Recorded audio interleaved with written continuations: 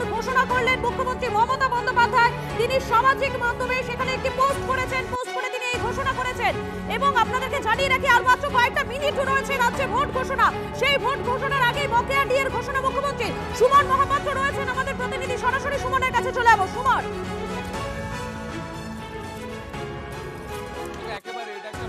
বড় ডেভেলপমেন্ট, মুখ্যমন্ত্রী এইমাত্র টুইট করেছেন। টুইট করে তিনি বলছেন 2009 রোপা ডিএ যেটা পেন্ডিং ছিল সেটা মার্চ 2026 থেকে দেওয়া হবে। দেখো, এর অনেক ইমপ্লিকেশনস থাকতে পারে, বিজ্ঞপ্তি এলে পরিষ্কারভাবে বোঝা যাবে। তবে এতক্ষণ সরকারি কর্মচারীদের সঙ্গে সরকারের ঊর্ধ্বতন আধিকারিকদের সাথে কথা বলে যা বুঝলাম, সুপ্রিম কোর্টের যে নির্দেশ ছিল 25% ডিএ মিটিয়ে দেওয়ার, সেদিকেই কিন্তু সরকার এগোচ্ছে, মুখ্যমন্ত্রী ঘোষণা তাই। এবং এক্ষেত্রে কিন্তু পরিষ্কার করে বলা হয়েছে যে নট অনলি সরকারি কর্মচারী, তার সাথে সাথে পেনশন হোল্ডার যারা পান তারাও পাবেন, প্রত্যেক এমপ্লয়ি। অর্থাৎ সুপ্রিম কোর্টের যে নির্দেশ, সরকার যার এগেনস্টে বলছিল কিউরেটিভ পিটিশন করতে পারে, রিভিউ পিটিশন করতে পারে, আজকে নির্বাচনের দিন ঘোষণা হওয়ার ঠিক আগে মুখ্যমন্ত্রী টুইট করে জানিয়ে দিলেন।